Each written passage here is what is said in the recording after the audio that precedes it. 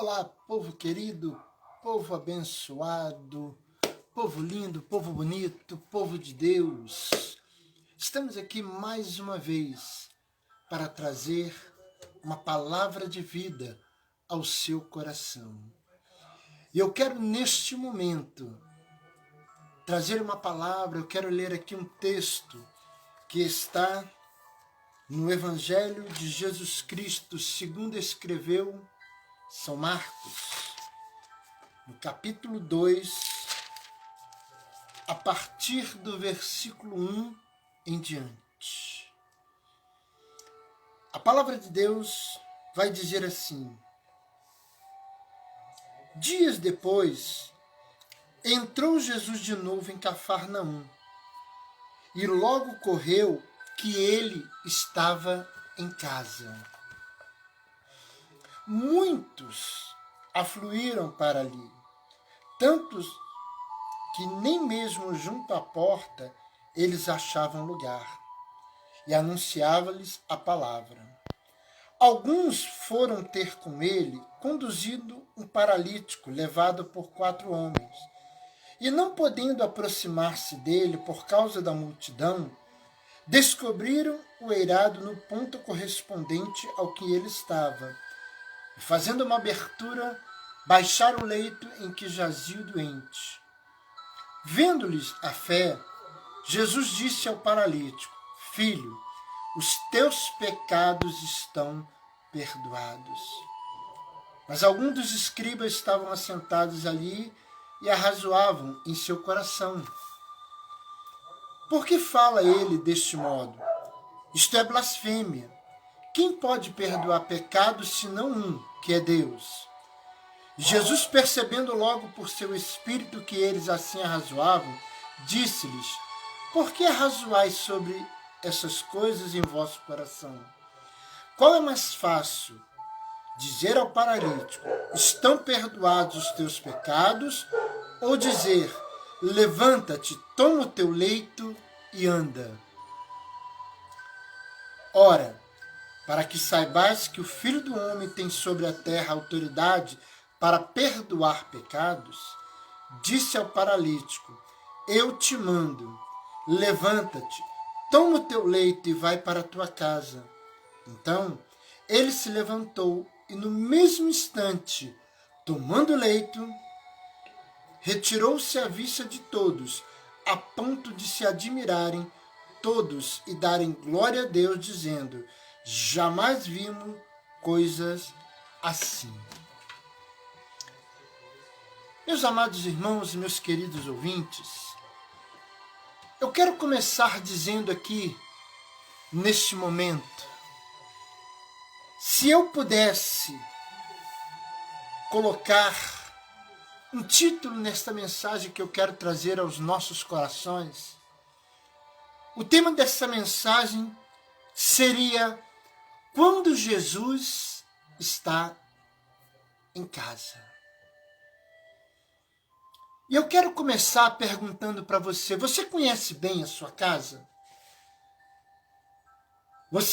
Com certeza, você se movimenta sem muito problema, né? Você sai do quarto para a sala, da cozinha para o banheiro, porque, com certeza, nessa movimentação que você faz, você sabe a posição dos móveis, você sabe onde estão os objetos, mas isso porque está claro, a luz está acesa.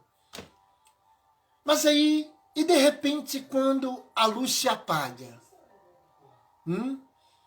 A gente sabe que aí a situação muda. Porque com a luz apagada, mesmo você conhecendo a sua casa, os seus movimentos eles começam a ser mais cautelosos, não é verdade? Se você estiver fora da casa, a situação fica complicada ainda mais. Mas quando nós acendemos a luz, nós vamos ver que tudo volta ao normal. E eu vejo que a Bíblia ela vai descrever o tempo, né? O termo casa quer dizer de várias formas, de muitas maneiras. E nós vamos ver que ela fala de casa como lugar onde as pessoas vivem, né? Fala de casa também como morada de Deus, fala de casa como a vida de algumas pessoas. E quando nós pegamos a palavra de Deus no Evangelho de Lucas, no capítulo 11, do versículo 24, nós vamos ver que quando a Bíblia vai mencionar, né, quando um demônio sai da vida do homem, passa por lugares áridos, procurando descanso e não encontrando, aí a Bíblia vai dizer, né, que ele diz, voltarei para a casa de onde saí. E quando nós lemos esse texto, querido, nós vemos que ele fala de um dos grandes milagres operados por Jesus. E eu quero, juntamente com você, examinar esse texto aqui sob a perspectiva da presença de Jesus em nosso lar. E eu quero, junto com você, neste momento, descobrir o que ele pode fazer. E eu quero, junto com você, entender que nós vamos preparar o ambiente onde vivemos para que Jesus possa operar o milagre. Queridos, o que significa ter Jesus na nossa casa? Quando você pega o texto aqui de Marcos capítulo 2, a partir do versículo 1, nós vamos ver, dias depois entrou Jesus de novo em Cafarnaum e logo correu que ele estava em casa. Jesus estava em casa. E se eu, neste momento, a você que está me ouvindo, se eu perguntar para você agora, Jesus está em sua casa? Jesus está na sua casa, querido? Talvez a sua resposta poderia dizer, né, você poderia responder, claro, pastor, Jesus está na minha casa. Mas aí eu quero dizer, se de repente nós pudéssemos ficar um pouquinho escondido, um tempinho aí, escondido aí na sua casa, será que nós iríamos conseguir ver Jesus na sua casa? Será que se você se esconder um pouquinho aqui na minha casa, será que você vai conseguir ver Jesus na minha casa? Porque, querido, entenda, quando Jesus está presente, seja no nosso lar, em nosso coração, na nossa igreja, nós podemos nos mover com facilidade, com toda liberdade. A palavra de Deus, ela vai nos ensinar que Jesus é luz. Porque o próprio Senhor Jesus, no Evangelho de João, no capítulo 8, versículo 12, ele vai dizer, eu sou a luz do mundo, quem me segue não andará em trevas.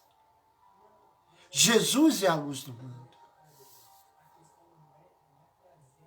Então, querido,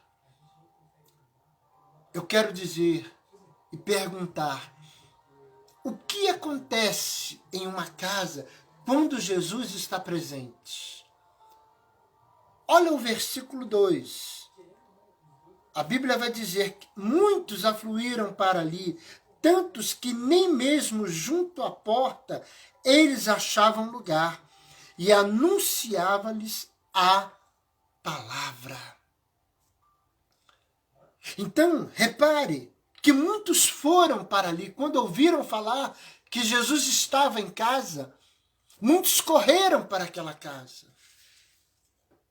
Então eu aprendo que quando Jesus está presente em uma casa, ela se torna um ponto de atração para as pessoas.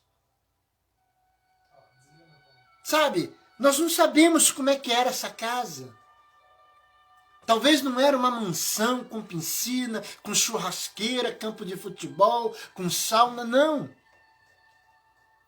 Mas eu vejo aqui que as pessoas, elas foram para aquela casa não por causa da aparência daquela casa, não por causa das facilidades que ela tinha. Mas eu vejo aqui nesse texto que aquelas pessoas, elas se amontoaram ali por outra razão. Talvez, querido, aquela casa ela não possuía conotações confortáveis, né? Mas eu entendo aqui que aquela casa atraiu aquelas pessoas para aquele lugar. E o que foi que atraiu aquelas pessoas, aquela multidão para aquela casa? Foi Jesus. Então eu entendo que quando Jesus está presente em uma casa, em um lar, em uma família, esta casa, ela é motivo de atração. Muitos querem estar ali, muitas pessoas querem estar, têm prazer de visitar, têm prazer de estar naquela casa. E eu quero perguntar para você neste momento, querido. Pensa aí na sua casa. Será que ela é atrativa? Será que as pessoas que entram na sua casa sentem liberdade, sentem segurança, sentem alegria? Porque o que nós vimos hoje é que tantos lares, né, o ambiente é tão pesado, é tão artificial, tão anti-igreja, que muitos não se sentem bem na casa. Repara que Jesus pregava a palavra para aqueles que lotavam aquela casa. E hoje, querido, nós podemos pregar a palavra não necessariamente, talvez discursando, não. Mas entenda que você pode pregar a palavra de Deus vivendo uma vida de verdade dentro do seu lar. Uma vida com Deus. Uma vida de bons testemunhos. Porque, queridos, entenda do que adianta afirmar que Jesus está presente em nossa casa e não há comunhão entre o casal, não há comunhão entre pais e filhos, não há comunhão entre os parentes.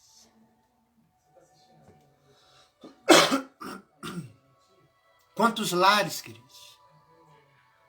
Quantas pessoas estão fazendo festas para os amigos, para outras pessoas, quando na realidade eles mesmos não estão vivendo em festa? Quantos lares, né?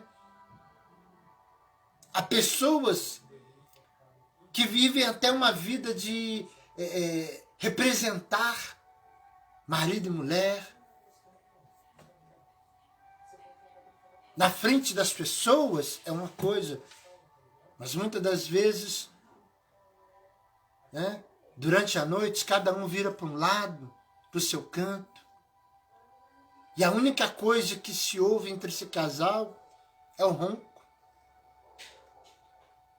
Mas eu aprendo aqui nesse texto que quando Jesus está presente em uma casa, quando Jesus está presente num lar, o ambiente desta casa é de paz, é de segurança.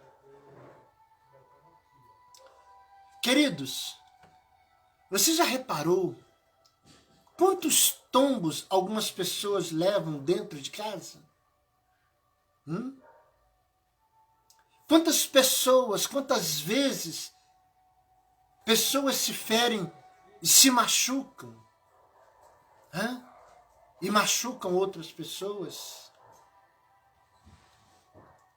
Nós vamos ver que algumas estatísticas revelam que o número de acidentes é maior dentro de casa do que fora dela. E, querido, entenda, eu não estou falando só de um braço quebrado, de uma torção. Mas eu também quero falar, eu estou me referindo a outros tipos de acidente que muitas pessoas têm provocado dentro do lar. E se esses acidentes estão acontecendo, é porque tem faltado luz dentro de casa. Você sabia, querido, que o lugar mais difícil de viver a vida cristã, o lugar mais difícil de você viver o seu ministério, não é na igreja? Porque repare que na igreja, todos nós somos santos, né? Pacientes, amáveis. O lugar mais complicado, querido, para ser pastor, para ser obreiro, para ser cristão, crente, servo de Deus, é dentro de casa. O lugar mais difícil para servir a Deus é dentro de casa, dentro do seu próprio lar. Eu me lembro agora de uma história onde uma secretária que agendava, né, os horários de aconselhamento para um pastor, de repente, quando ela recebe a visita e ela estava anotando o nome da esposa do pastor.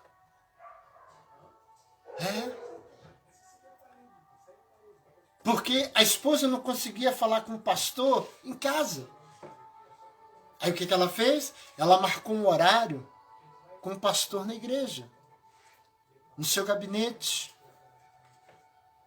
Isso porque dentro do gabinete todo pastor é educado, é solícito, né? É gentil, é compreensível, é paciente. Mas em casa, como que é? Quantas pessoas que com os amigos, com outras pessoas, são assim, não é verdade? São pacientes, são amáveis, são gentis. E dentro de casa, como é que são? Como é que é o relacionamento com a família? E o que nós vemos é que muitos líderes, né? O líder pode ganhar o mundo inteiro, mas se perder a família, querido, ele vai se sentir derrotado diante de Deus. E isso serve para todos nós. Eu quero que você entenda. Quando Jesus está presente na casa, essa casa ela se torna atrativa. Atração não é só para as pessoas de fora, mas principalmente para os familiares. A outra coisa que eu aprendo aqui nesse texto é que quando Jesus está presente em uma casa, ele atrai todos os que sofrem.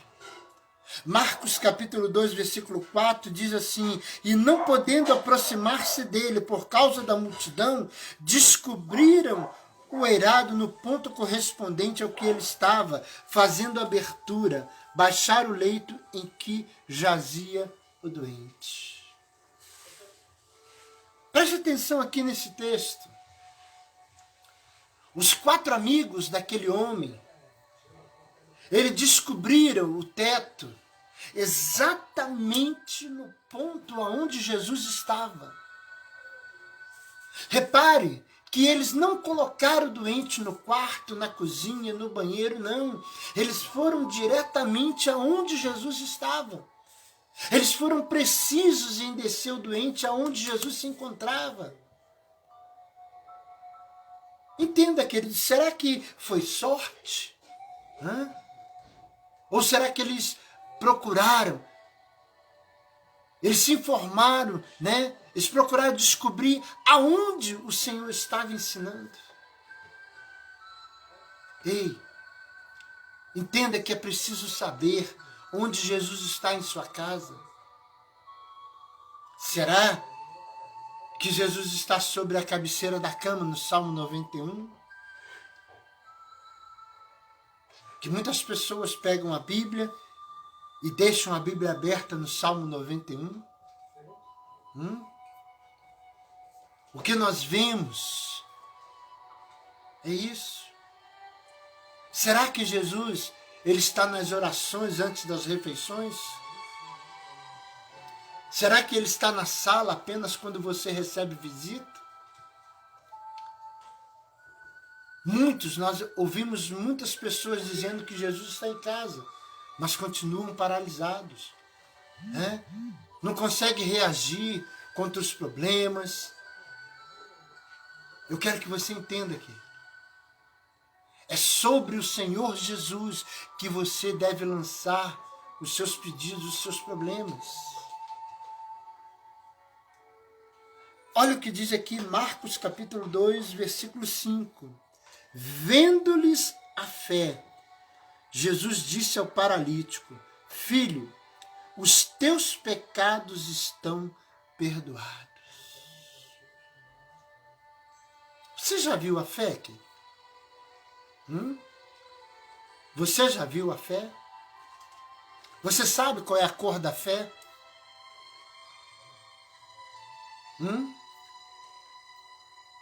Então entenda. O texto, a palavra de Deus, ela vai dizer, a Bíblia vai dizer que durante uma tempestade, Jesus estava dormindo e a Bíblia diz que os discípulos acordaram Jesus. E o texto vai dizer claramente que Jesus olha e vê, né, todos ali espantados, com medo, com pavor. E aí quando você pega o texto de Lucas capítulo 8, versículo 25, você vai ver que quando eles acordam e Jesus olha para eles, o que Jesus faz? Jesus pergunta para ele: onde está a sua fé?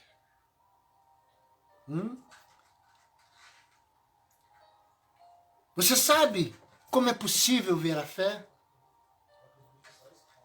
Jesus viu 4 homens trabalhando, homens suados, cansados, sujos, mas com um propósito. Eu entendo, querido, que trabalhar é não desistir, é não abaixar as mãos, é não temer os obstáculos, é encarar o inimigo, o diabo, e dizer: olha, você já foi derrotado, Satanás. Será que em sua casa há fé?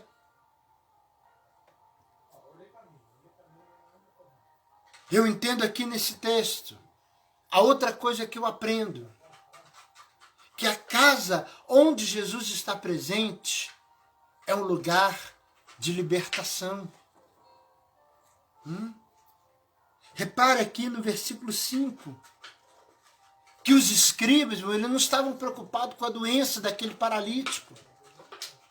Eles não reclamaram da cura. Eles reclamaram da libertação interior e do perdão que Jesus ofereceu.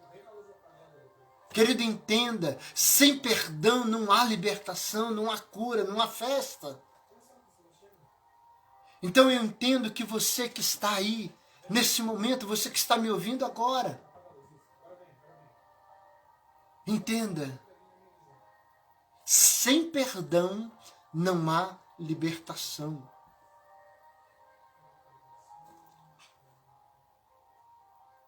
Então, eu entendo que o Senhor Jesus está dizendo para mim e para você: libere o perdão. Talvez você que está me ouvindo, você que está com alguém preso no teu coração, libere o perdão. A outra coisa que eu aprendo aqui, olha o versículo 11. Eu te mando, levanta-te, toma o teu leito e vai para a tua casa. Então ele se levantou e no mesmo instante, tomando o leito, retirou-se à vista de todos, a ponto de se admirarem todos e darem glória a Deus. Sabe o que eu aprendo aqui, querido? Que na casa onde Jesus está, todos permanecem de pé. E o problema é que muitos não conseguem ficar de pé. Mediante as lutas, mediante as dores, que muitas das vezes são intensas. E aí, a desesperança é tão grande, mas é tão grande, que a pessoa permanece no chão. Querido, entenda que a nossa vitória ela já foi decretada nos céus.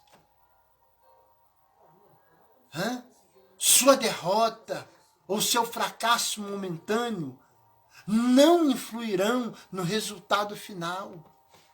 Talvez você está dizendo: pastor Wanderson, olha, eu fracassei, eu estou cabisbaixo, eu estou sem fé. Querido, entenda. Depois, você pode ouvir uma outra mensagem que eu preguei. Quando nos falta a fé. O salmista, ele vai dizer no Salmo 139, no verso 16, os teus olhos viram meu corpo ainda informe, todos os dias determinados para mim foram escritos no teu livro antes de qualquer deles existir. Então entenda, querido, se você acha que Deus iria escrever nossa vida para a derrota, não. Ele não te criou para uma vida de derrota. Entenda, você já é vencedor, eu já sou vencedor, você já é um vencedor, creia nisso. Entenda, querido, que quando Jesus está em nossa casa, nós não ficamos prostrados. A ordem é sempre essa: levante-se, fique de pé, comece a viver a sua vitória. E em nome de Jesus eu quero profetizar na tua vida que você vai viver um tempo de vitória, um tempo de conquista. Talvez você olha ao seu redor, você não consegue enxergar a tua vitória. Mas é porque você está olhando com os teus olhos naturais. Mas com os teus olhos espirituais, comece a enxergar a tua vitória. Começa a viver por fé. Começa a crer, querido, que Deus, Ele é um Deus de vitória. Deus não te criou para derrota. Deus não te criou para derrota. Deus te criou para a vitória, meu. Deus te criou para a vitória, meu irmão. Em nome de Jesus. Eu quero terminar esta palavra, esta mensagem, perguntando para você: Jesus está na sua casa? Então eu aprendo que quando Ele está na nossa casa, essas coisas acontecem. Olha, você tem que ter fé. Talvez você diga para mim assim: pastor, porque o senhor não está vivendo aquilo que eu estou vivendo. Querido, deixa eu te falar uma coisa.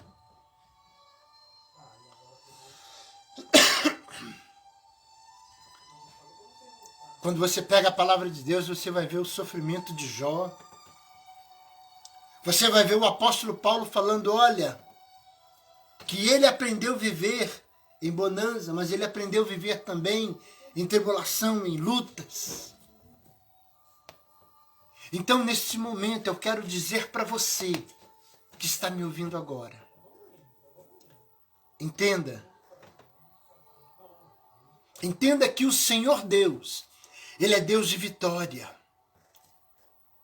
Quando Jesus está na sua casa, Ele faz um milagre.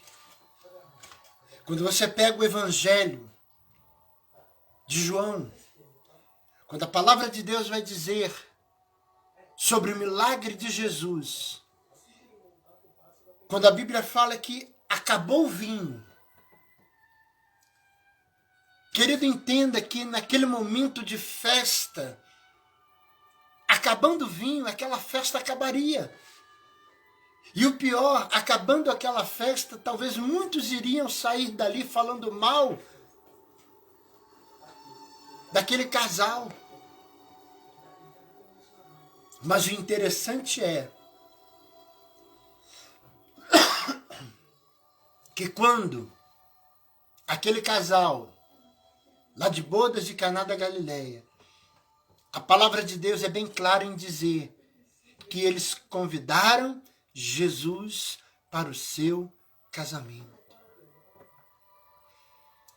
Então, neste momento, eu quero dizer para você: não convide Jesus só por um momento de festa, só por um momento da oração. Não. Convide Jesus para estar na tua casa a todo instante, a todo momento. Porque as lutas vão vir. Porque o próprio Senhor Jesus, ele disse, olha, no mundo tereis aflições, mas tende bom ânimo, eu venci o mundo. Então que nesse momento, você que me ouve,